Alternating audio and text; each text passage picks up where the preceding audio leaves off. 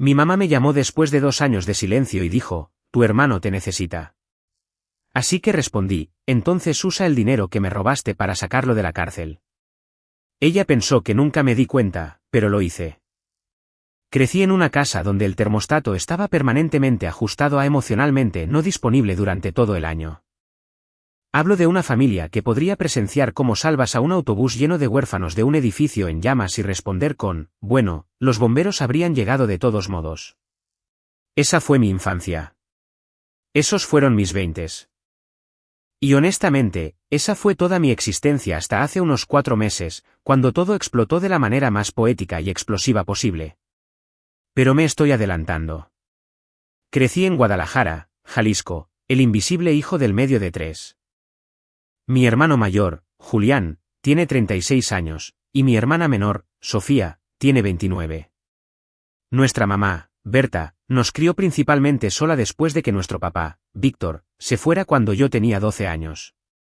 Ahora, cuando digo que se fue, no me refiero a que fue a comprar leche y desapareció en el aire. Se mudó a 50 minutos de distancia a Tlaquepaque con una mujer llamada Valeria que había estado viendo a espaldas de mi mamá. Comenzó un capítulo completamente nuevo de su vida y simplemente dejó de interesarse en los capítulos que ya había escrito. Aparecía en Navidad, a veces llamaba en los cumpleaños si se acordaba, y enviaba cheques que rebotaban con más frecuencia de la que se cobraban. Un verdadero padre del año, así que fue principalmente mamá quien mantuvo todo a flote, y le daré crédito por mantener las luces encendidas y la comida en la despensa. Trabajó en una oficina de bienes raíces como recepcionista durante casi 22 años. Pero aquí está lo profundamente retorcido de mi madre que me tomó demasiado tiempo entender. Tenía este sistema de clasificación invisible y rígido para sus hijos, y yo siempre estaba ubicado en el último lugar. Julián era el hijo dorado. Era el primogénito, una estrella del baloncesto en su preparatoria, tenía una personalidad fuerte y ruidosa, y se parecía exactamente a nuestro padre. Uno pensaría que parecerse al hombre que la abandonó jugaría en su contra, pero de alguna manera eso hizo que mi mamá lo adorara aún más. Era como si estuviera tratando desesperadamente de amar la versión de Víctor que no la dejó.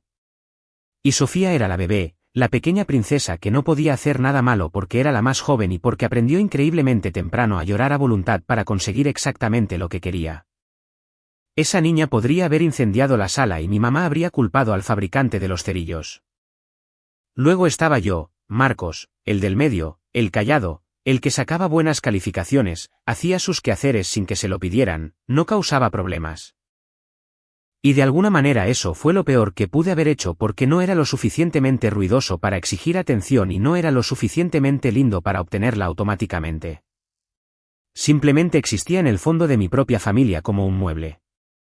¿Sabes cómo algunas casas tienen esa silla extraña en la esquina en la que nadie se sienta nunca?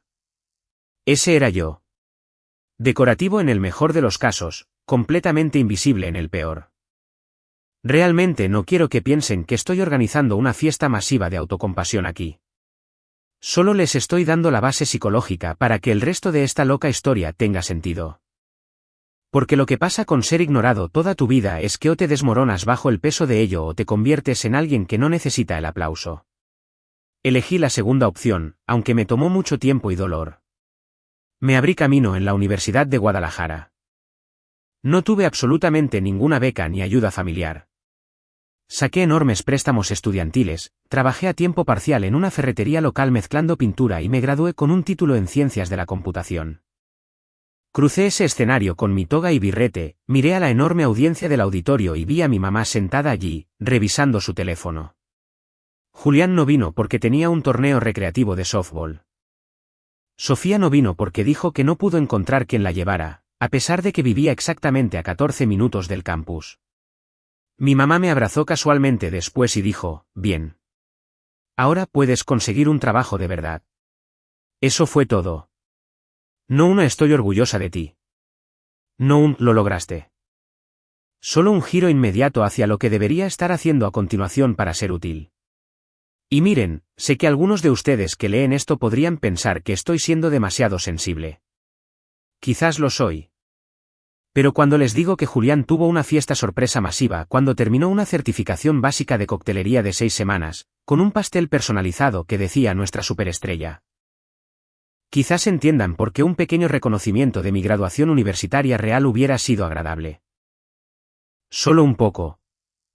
Incluso un bien hecho, chico, habría significado muchísimo. Después de la universidad, me mudé a Monterrey. Conseguí un trabajo de nivel de entrada en una firma de ciberseguridad llamada Apex Seguros y comencé a trabajar sin descanso. Hablo de semanas de 60 horas, aprendiendo todo lo que podía sobre pruebas de penetración de redes, ofreciéndome como voluntario para proyectos complejos que nadie más quería tocar. Básicamente, haciéndome completamente indispensable para la empresa. En 3 años, me ascendieron a analista de seguridad senior. Llamé a mi mamá para darle la buena noticia. Ella dijo, «Qué bien, cariño. Oye, Julián te dijo que está pensando en abrir una boutique de tenis de alta gama». Luego pasó 25 minutos hablando sobre la idea de la tienda de tenis de Julián, que, por cierto, era un desastre anunciado porque el compromiso más largo de Julián con cualquier cosa es de aproximadamente 2 meses. El hombre ha iniciado y abandonado más proyectos empresariales de los que puedo contar físicamente. Pero cada uno de esos proyectos a medio terminar y abandonados recibió más entusiasmo y respaldo financiero de mi madre que cualquier cosa que yo logré con mi propia sangre, sudor y lágrimas. Comencé a salir con una mujer increíble llamada Maya hace unos 4 años. La conocí en la fiesta de cumpleaños de un amigo en uno de esos gimnasios de escalada en interiores. Era terrible en eso, se caía repetidamente del muro para principiantes, lo que le parecía absolutamente hilarante en lugar de vergonzoso, y supe en ese mismo momento que era diferente. Maya es el tipo de persona que ve a través de la pretensión y el comportamiento falso. En nuestra segunda cita, me preguntó directamente por qué nunca hablaba de mi familia. Le di la versión desinfectada y educada. Para la sexta cita, le di la versión real y fea. Me miró a través de la mesa, puso su mano sobre la mía y dijo, «Marcos, eso no es normal. Lo sabes, ¿verdad?» Honestamente, escuchar a alguien decir eso en voz alta fue como si un médico finalmente diagnosticara un dolor crónico que has estado sintiendo toda tu vida. Maya se convirtió en mi ancla absoluta. Tenía su propia familia unida en Saltillo. Padres que la llamaban solo para decirle que estaban pensando en ella, un hermano que le enviaba memes divertidos cada mañana. Estar cerca de ellos me mostró exactamente lo que me había estado perdiendo, pero también me mostró lo que era realmente posible en una dinámica saludable. Me di cuenta de que no tenía que seguir volviendo a un pozo que estaba completamente seco solo porque tenía mi apellido pegado en el costado. Hace unos 2 años, las cosas entre mi mamá y yo se volvieron completamente silenciosas. No por una pelea masiva y dramática. No por alguna gota cinematográfica que derramó el vaso. Simplemente se desvaneció en la nada. Dejé de llamar porque me cansé increíblemente de sentir que estaba interrumpiendo su ajetreado día. Ella dejó de llamar porque, bueno, en realidad nunca empezó. Julián todavía aparecía en mis mensajes de texto ocasionalmente, generalmente cuando necesitaba un favor o soporte técnico. Sofía y yo no habíamos tenido una conversación genuina en más de 18 meses. Era esencialmente un huérfano con padres vivos, que es un tipo de soledad muy especial y específico que no le desearía a mi peor enemigo. Pero aquí es donde se pone interesante. Porque mientras mi familia estaba ocupada fingiendo que yo no existía, yo estaba construyendo silenciosamente una vida que eventualmente haría que todos ellos estuvieran muy interesados en mi existencia nuevamente. Y el catalizador principal de todo fue una impresionante casa de 8,000,000 de pesos en un terreno de medio acre en San Pedro Garza García, Nuevo León, que cerré oficialmente hace exactamente 8 semanas. El día que me dieron las llaves, no llamé a nadie de mi familia. Maya y yo nos paramos en el hermoso porche delantero. Ella me tomó una foto sosteniendo las llaves nuevas y brillantes y la publiqué en mis redes sociales porque estaba genuinamente orgulloso de mí mismo, incluso si nadie más iba a estarlo nunca. La subtitulé con algo increíblemente simple. Primera casa. Cada metro cuadrado ganado. Y guardé mi teléfono en mi bolsillo y no volví a pensar en ello durante el resto del fin de semana. 3 días después, sonó mi teléfono. Era un número que casi no reconocí porque había pasado un tiempo increíblemente largo desde que lo había visto aparecer en mi pantalla. Mamá Berta llamándome por primera vez en casi 2 años completos. Mi estómago hizo esa cosa horrible en la que se cayó y se volteó al mismo tiempo como un gimnasta cayendo violentamente de una viga de equilibrio. Miré el teléfono durante 3 largos timbres, miré a Maya y ella solo levantó las cejas con una mirada que claramente decía, bueno, esto debería ser interesante. Contesté, y las primeras palabras que salieron de la boca de mi madre no fueron, felicidades. No fueron, estoy muy orgullosa de ti, Marcos. Ni siquiera fueron, lamento no haber llamado en 2 años. Lo primero que dijo con un tono apresurado y frenético fue, Marcos, necesito hablar contigo sobre algo de vital importancia. Es sobre Julián. Por supuesto que lo era. Siempre se trataba de Julián. Me quedé allí, en mi nueva y prístina cocina, apoyado en la encimera de mármol que todavía tenía la película protectora de plástico adherida a los bordes y escuché a mi madre explicar exactamente por qué llamaba. No para reconocer la compra financiera más grande de toda mi vida. No para reconectar después de 24 meses de silencio absoluto, sino para hablar de su niño dorado. Resulta que mi hermano perfecto se había metido en un lío masivo que le arruinaría la vida. Julián había firmado un enorme contrato de arrendamiento comercial en un espacio comercial en el centro de Guadalajara para finalmente, en serio, de verdad esta vez, abrir su boutique de tenis y ropa urbana de alta gama. Había firmado un brutal contrato de arrendamiento de 5 años y había gastado alrededor de 900,000 pesos en renovaciones cosméticas e inventario inicial. La mayor parte de este dinero fue prestado de tarjetas de crédito de alto límite y un prestamista de negocios en línea depredador con una tasa de interés que debería ser completamente ilegal. La boutique abrió durante aproximadamente 14 semanas antes de que Julián se diera cuenta de que dirigir un negocio minorista requería cosas como presentarse todos los días antes del mediodía, administrar el software de inventario y no regalar zapatos caros a todo el que entrara por la puerta solo para verse genial en Instagram. Sorprendente, lo sé. Ahora Julián tenía una deuda abrumadora de aproximadamente 1,300,000 pesos. La boutique estaba tapiada y cerrada. El arrendador comercial amenazaba con demandarlo hasta el olvido. Y mi hermano de 36 años vivía de nuevo en casa de mi mamá, durmiendo en su habitación de la infancia con su trofeo de baloncesto de la preparatoria todavía acumulando polvo en el estante de madera. Y la única razón por la que mi mamá me llamaba, al hijo con el que no había hablado en 2 años, era para pedirme explícitamente que lo rescatara.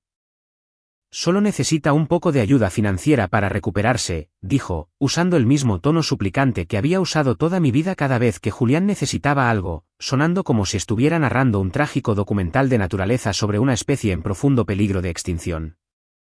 Siempre has sido el responsable, Marcos. Eres tan bueno con el dinero. Supuse que con una casa nueva y elegante y todo, te debe estar yendo increíblemente bien. Dejé que esa frase colgara en el aire silencioso por un largo momento. Dejé que se marinara en mi cerebro.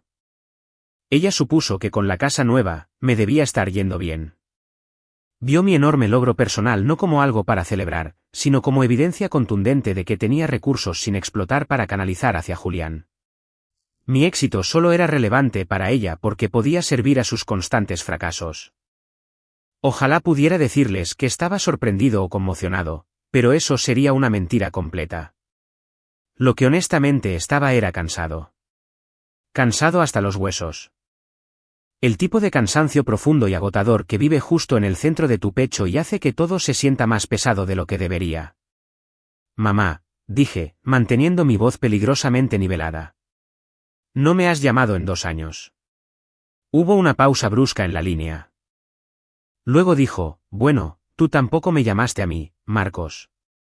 Y ahí estaba, la clásica desviación, la patentada maniobra de redirección de Berta. Tomar cualquier punto válido y doloroso y rebotarlo de vuelta para que nunca tenga que sentarse con la agonizante incomodidad de estar equivocada. La había visto hacerlo 1000 veces antes. Cuando tenía 16 años y pregunté por qué Julián recibió un Honda Civic usado para su cumpleaños, pero yo recibí una tarjeta de regalo de Amazon de 350 pesos, ella dijo, bueno, nunca dijiste explícitamente que querías un coche. Como si un chico de 16 años necesitara presentar formalmente una solicitud notariada para ser tratado con la misma igualdad que un hermano. No le voy a dar a Julián ni un solo centavo, dije. Calmo, claro, sin gritos, sin ira. Solo un límite masivo e impenetrable. Fue exactamente entonces cuando la temperatura de la conversación cambió. Mi madre pasó de empalagosa y dulce a hielo absoluto en unos 2 segundos. No te estoy pidiendo que le des dinero por diversión. Te estoy pidiendo que des un paso al frente y ayudes a tu familia. Eso es lo que hacen las familias de verdad, Marcos. Pero tú siempre has tenido un problema con eso. ¿No es así? Siempre has estado en tu propio pequeño mundo egoísta pensando que eres demasiado bueno para el resto de nosotros. ¿Demasiado bueno para el resto de ellos? Casi me río a carcajadas. Pasé 20 años rogando y suplicando por una sola migaja de reconocimiento de esta mujer. Y ahora yo era el que era demasiado bueno para ellos. La narrativa había cambiado tan suavemente que pensarías que la había ensayado en un espejo. En su retorcida versión de la historia, yo no era el niño que fue ignorado y descuidado. Yo era el niño arrogante que se alejó. Una clase magistral literal en reescribir el pasado. Le dije que tenía que irme. Ella dijo, bien, pero piénsalo. Es tu sangre. Y colgó sin decir adiós. Dejé mi teléfono sobre la fría encimera de mármol y me quedé allí mirando la pared. Maya entró desde la sala, echó un vistazo a mi cara pálida y dijo, ¿qué quería? Le conté todo, cada palabra. Y Maya, bendito sea su maravilloso corazón, no explotó ni despotricó. Solo sacudió la cabeza lentamente, me rodeó la cintura con los brazos y dijo, Marcos, no le debes absolutamente nada a esta gente. Ni tu dinero, ni tu paz, nada. Sabía que tenía razón, pero saber algo lógicamente y sentirlo emocionalmente son dos bestias muy diferentes. Edición. Algunas personas en los comentarios preguntaron sobre mi papá, Víctor, y por qué no intervino durante nuestra infancia. Como mencioné, se fue cuando yo tenía 12 años. Era un cobarde que no quería la responsabilidad de criar a 3 hijos, así que empezó de nuevo con Valeria. Pagó su pensión alimenticia mínima la mayor parte del tiempo, pero se desconectó por completo emocionalmente. No estuvo allí para protegerme del favoritismo de mamá porque simplemente no estaba allí en absoluto. Actualización 1. Durante las siguientes semanas, la situación se intensificó dramáticamente. Julián comenzó a enviarme mensajes de texto directamente.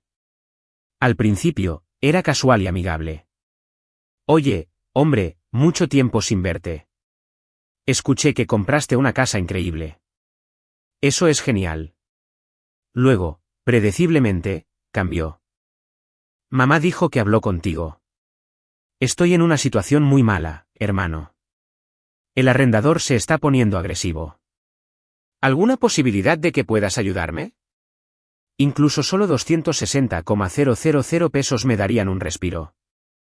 ¿260,000 pesos? Como si los tuviera guardados en una caja debajo de mi cama.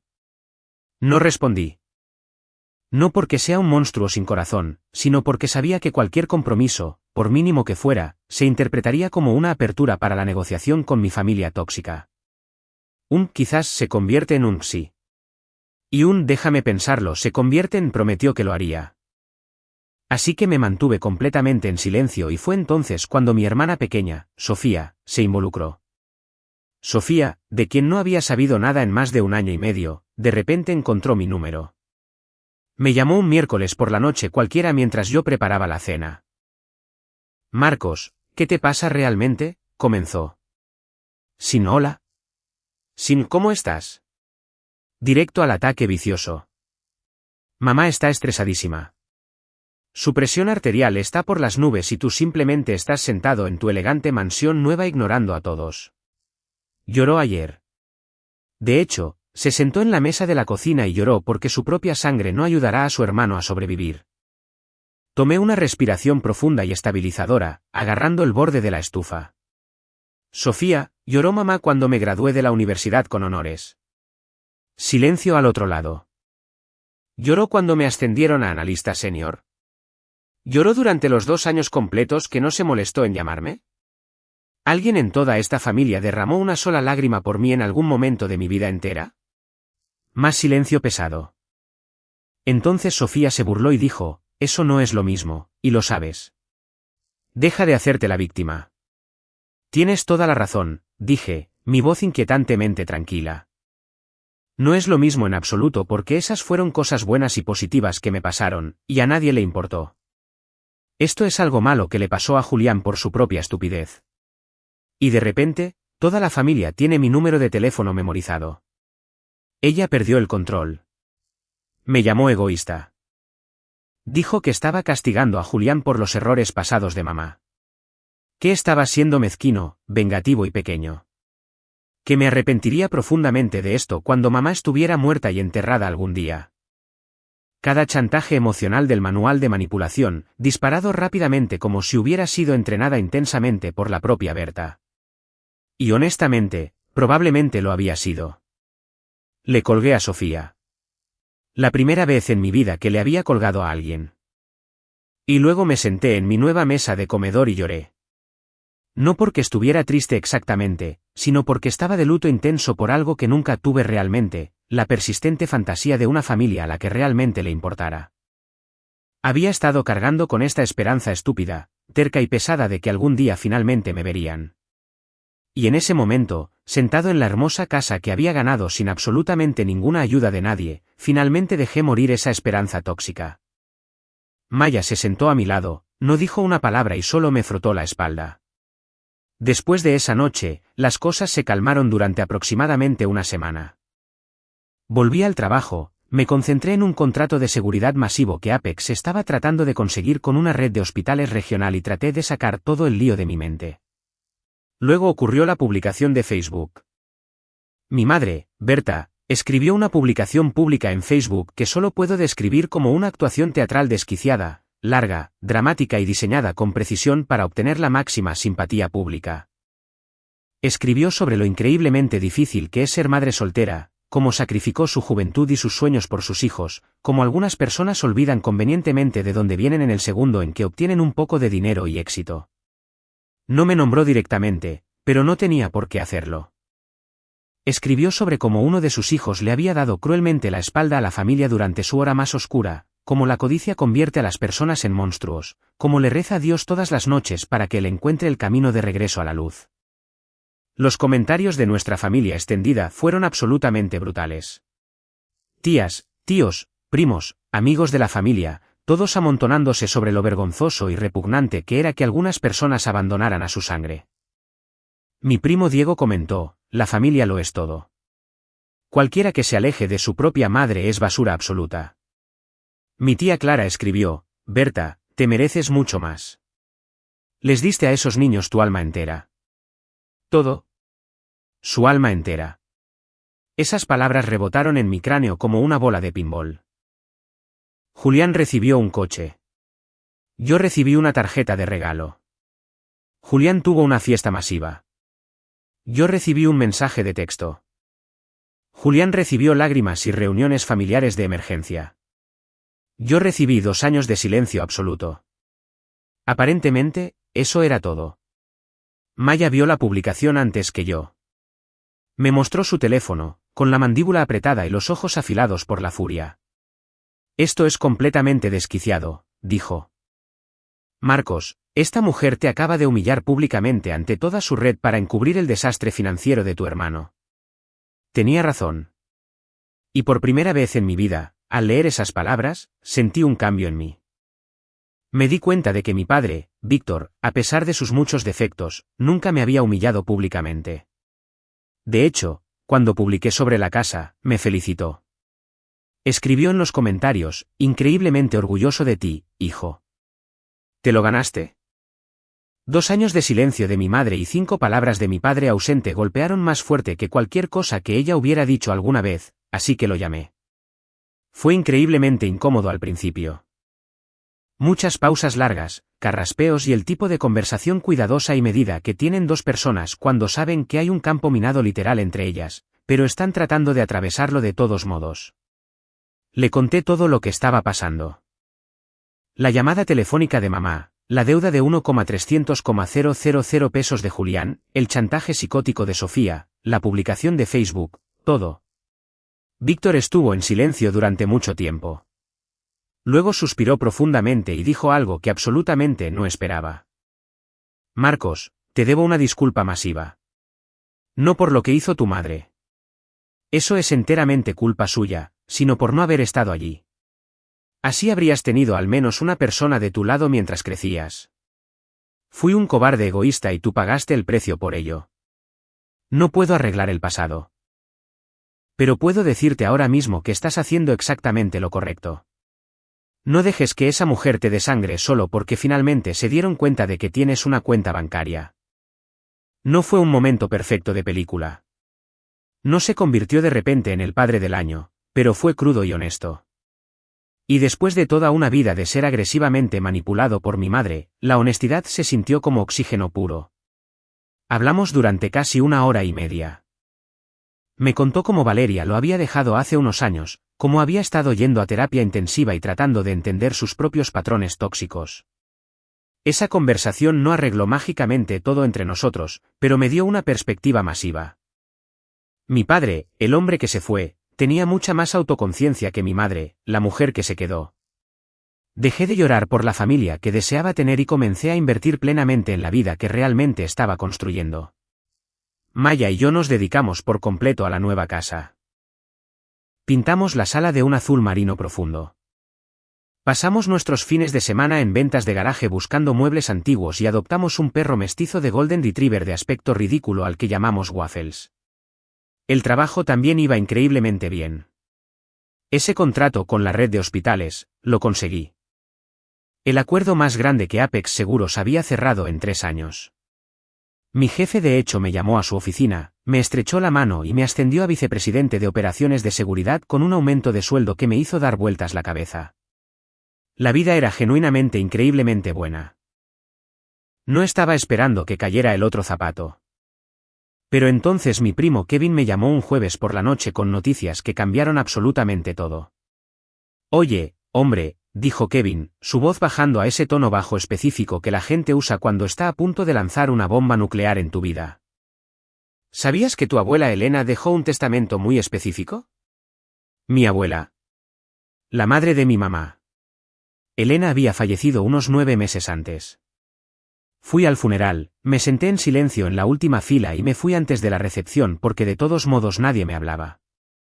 Supuse que lo que sea que tuviera fue directamente a mi mamá y a mi tía Clara, lo cual estaba totalmente bien.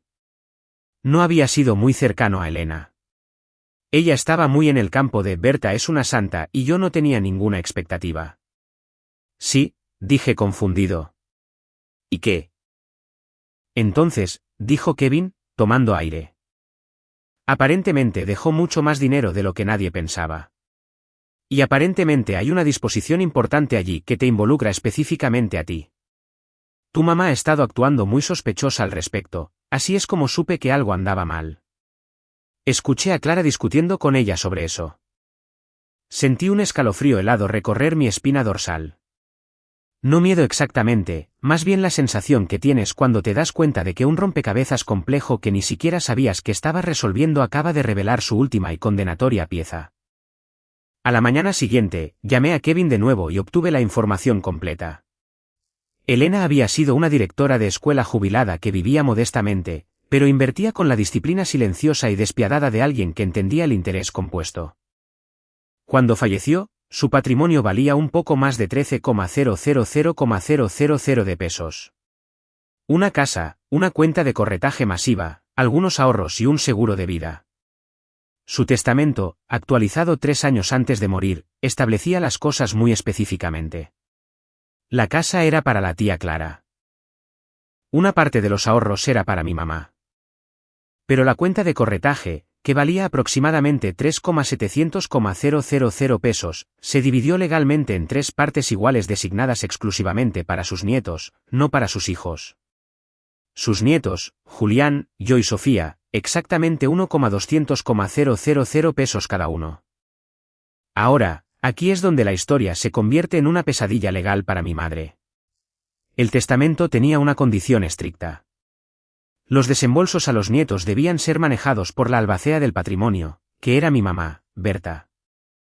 Tenía el mandato legal de distribuir los fondos dentro de los 6 meses posteriores a la muerte de Elena. Habían pasado 9 meses. Julián y Sofía ya habían recibido sus partes de 1,200,000 pesos. Yo no había recibido ni un solo centavo. Ni siquiera me habían notificado que el dinero existía. Dejen que eso se asimile por un segundo. Mi propia madre, actuando como la albacea legal del patrimonio de mi abuela, les había dado a mi hermano y a mi hermana sus enormes herencias y simplemente fingió que la mía no existía. Se embolsó mis 1,200,000 pesos. Y el momento fue casi demasiado asquerosamente perfecto para ser una coincidencia. Porque todo esto sucedió justo en el momento exacto en que la boutique de Julián estaba perdiendo dinero a raudales y mi mamá estaba tratando agresivamente de que yo lo rescatara. Creo que tu mamá usó tu parte exacta para pagar a los acreedores más agresivos de Julián, dijo Kevin por teléfono, o al menos una gran parte. Creo que por eso estaba tan desesperada por hacerte sentir culpable para que enviaras dinero. Porque si simplemente ayudabas voluntariamente a la familia, nadie habría mirado demasiado de cerca los registros del patrimonio y ella podría haber cubierto sus huellas. Me senté en la mesa de mi cocina y sentí algo que solo puedo describir como fuego frío y cegador. No era solo rabia. Era cada sospecha que había tenido sobre mi lugar sin valor en esta familia cristalizándose en una verdad única, innegable y legalmente procesable. No solo me ignoraron, me robaron activa y maliciosamente. Vieron mi silencio como un permiso y mi ausencia como una oportunidad financiera. Le conté todo a Maya. Se puso completamente pálida. Luego su cara se sonrojó y comenzó a caminar por la cocina como una fiscal hambrienta preparando los argumentos finales. Marcos, esto ya no es solo un drama familiar tóxico. Esto es un robo mayor. Esto es un incumplimiento grave del deber fiduciario. Necesitas un abogado despiadado ahora mismo. Tenía razón y yo sabía exactamente qué hacer. La prima de Maya trabajaba en un bufete de abogados masivo en el centro de Monterrey. En 48 horas, estaba sentado en la lujosa oficina con paneles de caoba de una mujer llamada Sara Cantú, una abogada de élite en litigios de sucesiones y testamentos que tenía la aterradora intensidad tranquila de un tiburón que huele sangre en el agua. Había visto todas las versiones de traición familiar en el libro y todavía encontraba cada nuevo caso personalmente ofensivo.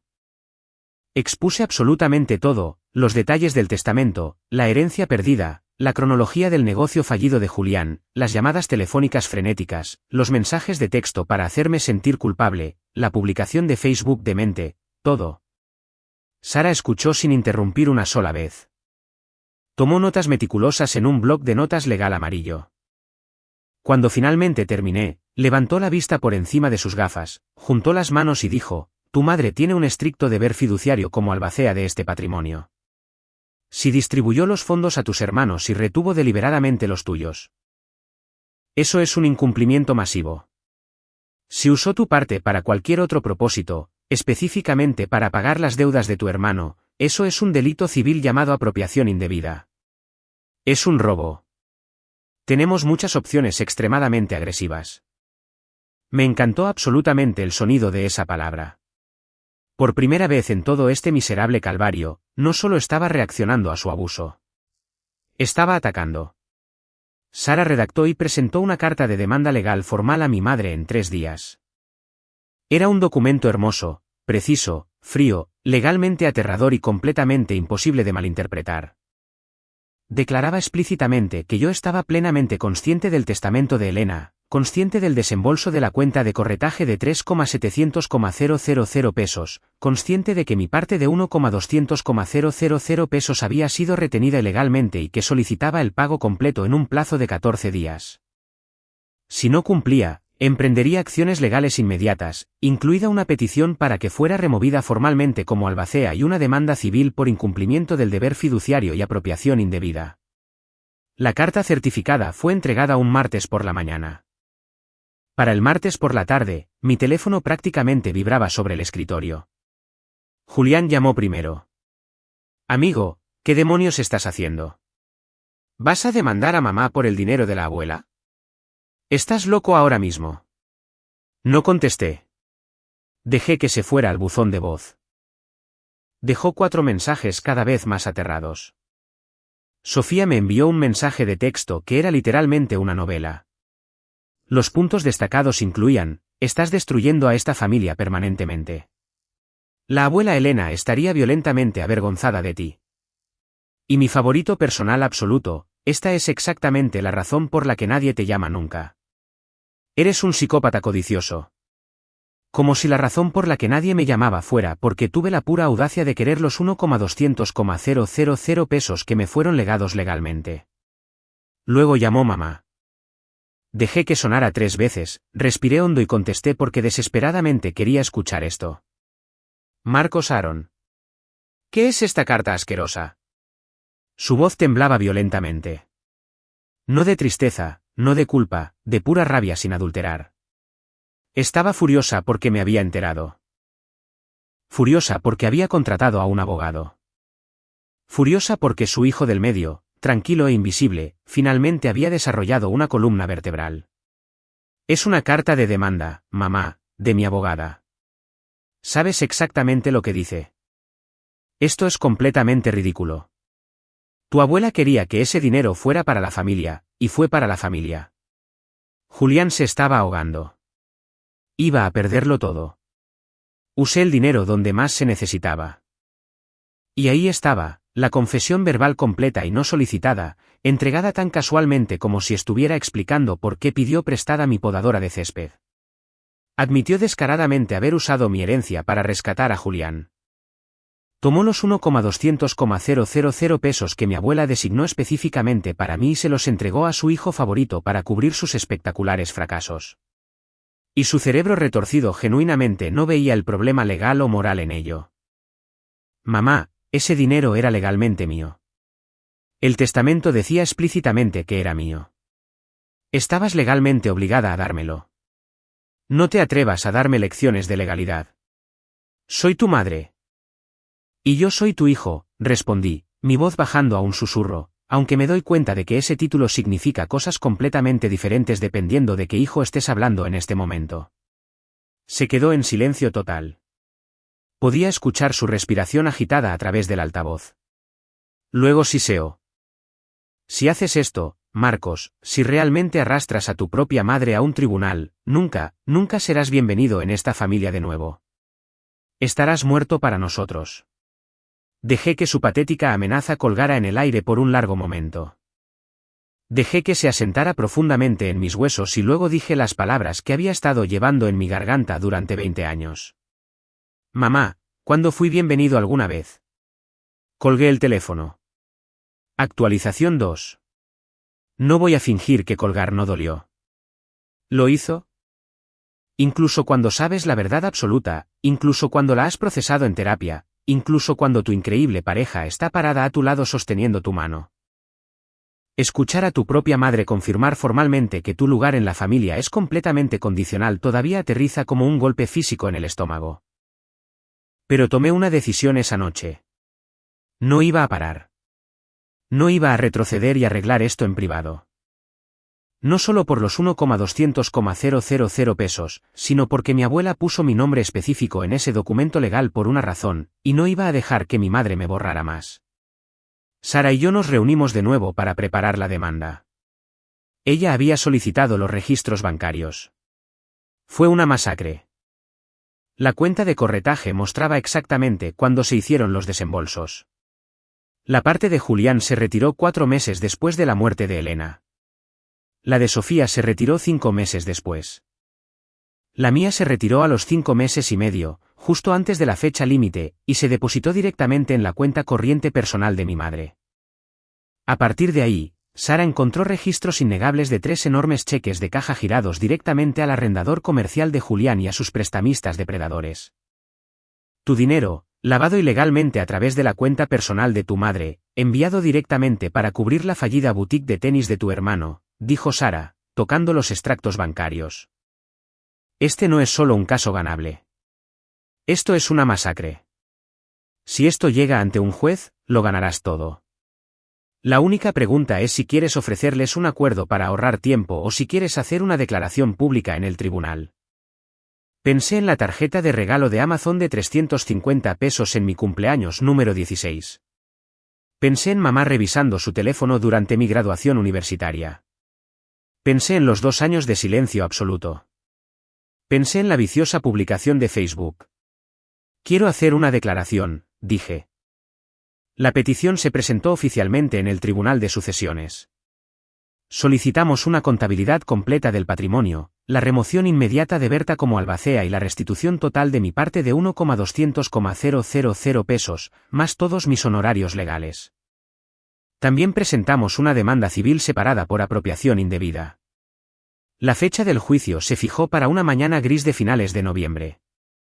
Sara y yo entramos por las pesadas puertas de roble de la sala del tribunal. Estaba nervioso, mi corazón martilleando contra mis costillas, pero mis manos estaban firmes. Mi madre estaba sentada en la mesa del demandado con un abogado barato que claramente había contratado en el último minuto. Julián estaba sentado en la galería detrás de ella, luciendo pálido y enfermo. Sofía no estaba allí. La tía Clara estaba allí, irradiando una intensa desaprobación desde la segunda fila como un calentador de juicio. La jueza era una mujer terriblemente astuta llamada Honorable Patricia Herrera. Parecía que no tenía paciencia para los dramas familiares. Sara presentó nuestro caso metódicamente. Expuso el testamento, los extractos de corretaje, las fechas exactas de los retiros, las transferencias bancarias y los cheques de caja. Cada pieza de evidencia se presentó como una mano de cartas imbatible. El abogado de mi madre tartamudeó a través de una defensa patética, argumentando que Berta había actuado de buena fe para salvar a un miembro de la familia de la ruina y tenía la intención de reembolsar mi parte eventualmente una vez que el negocio de Julián se estabilizara. La jueza Herrera literalmente la detuvo en medio de la oración. Miró a mi madre por encima de sus gafas. Señora Berta, distribuyó los fondos de la herencia a su hija y a su hijo mayor mientras retenía deliberadamente la parte exacta de 1,200,000 pesos designada legalmente para su hijo menor, Marcos. Mi madre vaciló, agarrando el borde de la mesa. Su abogado le susurró frenéticamente al oído. Finalmente, balbuceó. Usé el dinero donde se necesitaba desesperadamente. Julián estaba en una crisis mayor. La expresión de la jueza Herrera se convirtió en piedra absoluta. Esa no fue la pregunta que le hice, señora. La pregunta fue si usted retuvo fondos que eran legalmente propiedad de su hijo, Marcos. ¿Sí o no? Sí, susurró mi madre. El mazo cayó tanto literal como figurativamente. La jueza Herrera falló enteramente a mi favor. Ordenó la restitución total e inmediata de mi parte de 1,200,000 pesos más mis honorarios legales, que ascendían a poco más de 210,000 pesos. Mi madre fue removida oficial y permanentemente como albacea del patrimonio y el tribunal nombró a un abogado neutral de terceros para manejar el resto de los activos. Además, la jueza Herrera declaró en el registro público que la conducta de Berta constituía un incumplimiento grave e intencional del deber fiduciario y una apropiación ilegal de activos. Cuando se leyó el fallo final, mi madre ni siquiera me miró. Miró fijamente el revestimiento de madera, con el rostro completamente sin sangre. Julián dejó caer la cabeza entre las manos y gimió audiblemente. La tía Clara salió furiosa de la sala del tribunal, murmurando algo en voz baja. Salí de ese juzgado al aire helado de Nuevo León y tomé la respiración más profunda y limpia que había tomado en 33 años. Sara me estrechó la mano firmemente y dijo, hiciste lo correcto, Marcos. Nunca lo dudes. Las secuelas se desarrollaron durante las siguientes semanas. Mi madre se vio obligada a liquidar por completo sus ahorros personales y a solicitar un préstamo contra su casa para pagar la sentencia de 1,450,000 pesos a mí y a mi abogada. Escuché a través de los chismes familiares, principalmente de Kevin, que está absolutamente furiosa. Le dice a cualquiera que quiera escuchar que soy un monstruo codicioso, que destruí maliciosamente a la familia, que elegí el dinero por encima del bienestar de mi propia madre. ¿Y saben qué? Genuinamente la dejo contar esa historia porque las personas que realmente me importan saben la verdad. Y las personas que creen ciegamente en su versión tóxica de los hechos son personas cuyas opiniones dejé de valorar hace mucho tiempo. Julián sigue masivamente endeudado. Los 1,200,000 pesos que mamá robó para él solo retrasaron lo inevitable. Sigue viviendo en su habitación de la infancia. Y Kevin me dijo que recientemente consiguió un trabajo en un almacén, pero renunció después de 3 semanas porque el gerente fue irrespetuoso. Algunas cosas realmente nunca cambiarán. No he hablado una sola palabra con mamá, Julián o Sofía desde la fecha del juicio, y nunca lo volveré a hacer. Están permanentemente bloqueados de todo. Mi papá, Víctor, vino a Monterrey para el Día de Acción de Gracias este año. No es una relación perfecta, y todavía hay mucho daño que desempacar, pero realmente lo está intentando.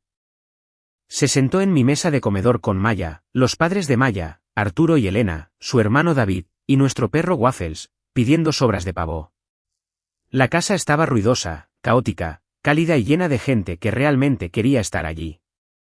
Me paré en mi cocina esa noche mirando la vida que había construido, y pensé en la publicación de Facebook de mi mamá, esa en la que afirmaba, el dinero cambia a las personas. Tenía razón en una cosa.